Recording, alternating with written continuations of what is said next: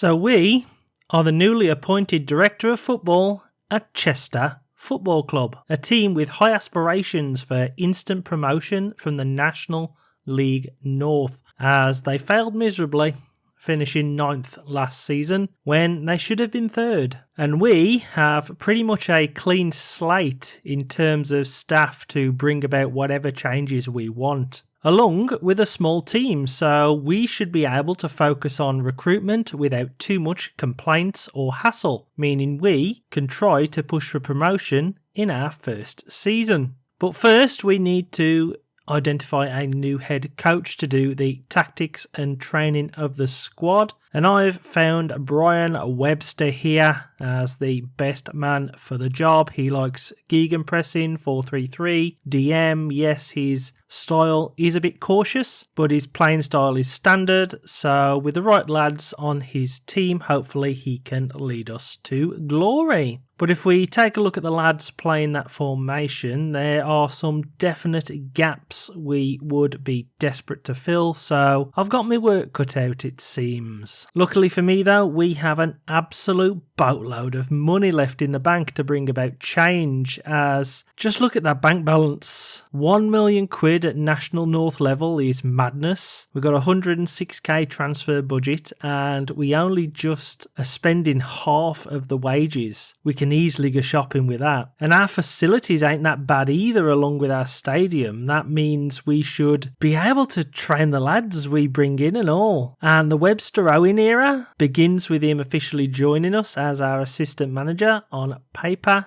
head coach. And by the time we start pre-season, we now have all our staff in place and ready to start leading this club to glory. But our team is looking worse for wear, as we couldn't tie everyone down to new deals, so we have some very large gaps to fill. One guy we have picked up early though is Tommy Pilling, a leading National League North centre midfield with League 2 potential. But pre-season finishes with us obliterating all competition and us scoring quite a few goals during our run also. We have bought in 9 extra players since the start of July, and it's been more of a struggle than I thought it would, as players in this division are sodding greedy swines. We have acquired though Mason Johnson for the left wing, a National North standard with League 2 potential. Theo Knight is a backup right winger who is about National North level. Could grow much, but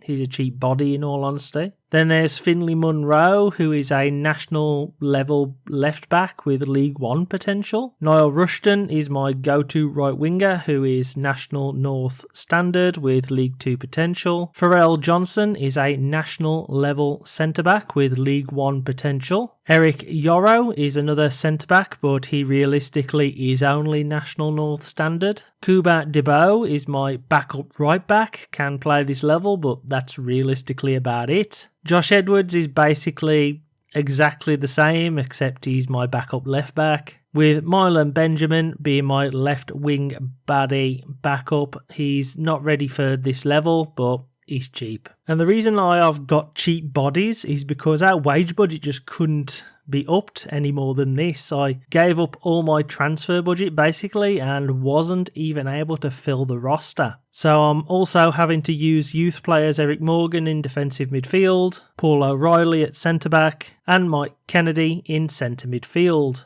Overall, the squad is a little imbalanced, more than Albion Rovers anyway, as I felt we had a great mix of first team and backups there, but all we can do is see how these lads perform over the course of the season, as we are now 5th in the National League North betting race. Only good thing about our position is that Floyd, the team that turned me down, and Halifax do seem to have a few players transfer listed, so hopefully they will be a bit disjointed. But I do feel the playoffs are our best target, so top 7 is what we're looking for in our first season. My prediction might have been way too conservative though, as the competition on offer here don't seem that great, I'll be honest, as we thrashed Hensford in the first game of the season 6-2. Mason Johnson bagged himself a cracking hat-trick, and Harkin and Rushton both scored along with a weird own goal from a free kick. We also dominated Bradford PA 4-1 with a couple of questionable goalkeeper errors on both sides, but goals came from Johnson, Harkin, Weeks and Rushton, who blitzed through their poor defence. And we also romped FC United of Manchester 5-2 thanks to goals from Rushton, Willoughby, Morgan, DeBow and Harkin once more. But the defences and goalkeepers at this level are very prone to bouts of stupidity, it seems, constantly caught in the wrong positions or not checking their markers. Seems like a couple talented players here will win you games outright. And that's how I believe we are currently unbeaten with our 6-game winning streak that sees us easily sitting top of the table. Our main rivals Halifax not far behind us in 4th, but as I guessed, Floyd are down the league in 20th. We have quite a few players in the greens with over 7 ratings. Niall Rushton looking like a sensational signing with 4 goals and 4 assists in 6 games. But I do pick up 2 more players on a free transfer who are better than what we had. The first of which is Jamie Andrews, who can play multiple roles in that centre midfield. And we also got Finlay Lockett, who's a much better left winger than Mason Johnson. And he's on half his wages also. But Jesus Christ, it's goddamn happening again. I'm getting severe anxiety and flashbacks as we get a transfer embargo due to the club being purchased by a new owner. How disappointing. Anyway, all we can do is beat Hereford 4-1 with Harkin playing an absolute blinder and banging in all of the goals. His second, making the keeper dive the wrong way, was just sublime for me as the director of football watching this kid perform wonders. We also beat last year's second place team Telford 1-0.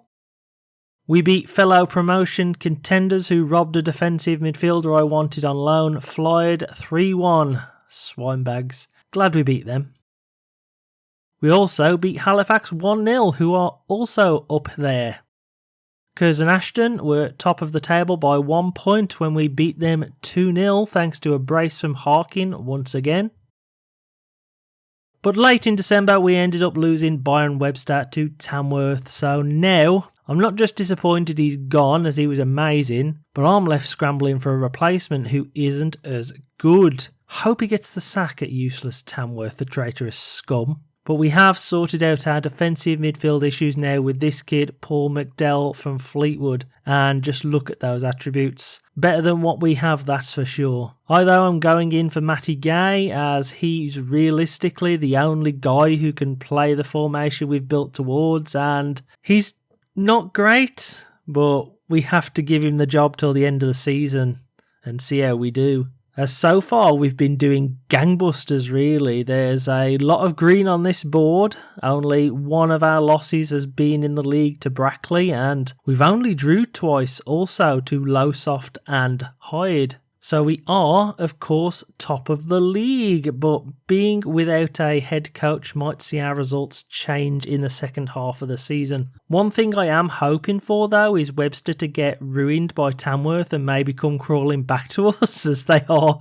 woeful 10 points off safety. Quickly checking on Albion Rovers though, they seem to be doing okay in League One. It's a shame we left, as I am sort of regretting it really. But Haggerty did take over in the end, so we would have been sacked anyway. It's one of those things we have to accept.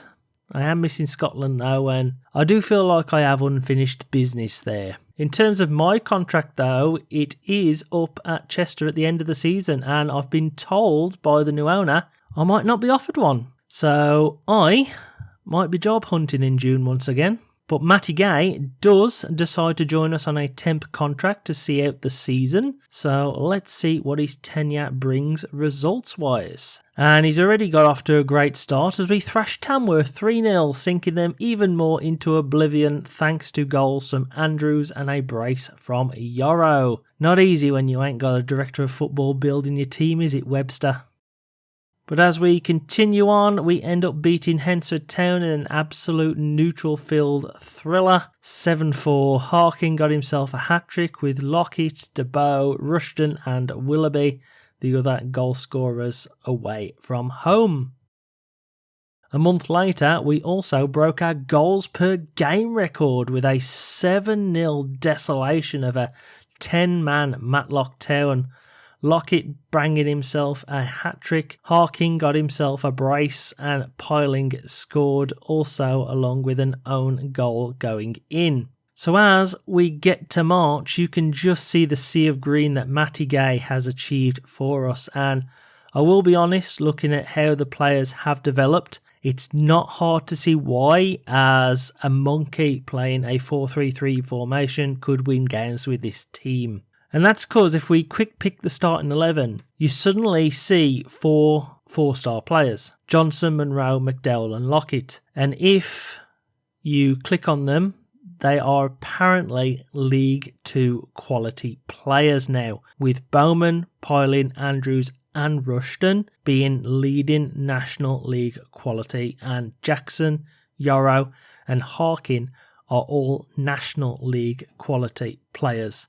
So it's no wonder we are having the success we're having. But with success comes tragedy sometimes, as every member of our first team bar Harkin now feel they have outgrown the club. Yep, I've offered them contracts and they don't think our club's quality matches their ambitions anymore. And so yeah, it does mean we are thrashing the league with 91 points and 12 games left to go. I do feel we could blitz a league record here, but next season we won't have a starting 11.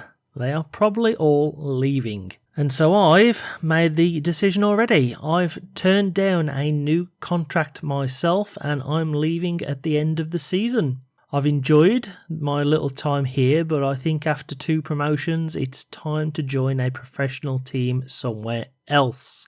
Regardless, we end up beating Warrington 4-0 thanks to goals from Lockett, a brace from Rushton and this wonderful free kick from Johnson. We then beat relegation candidates Farsley, who have been shocking all season, 2-1.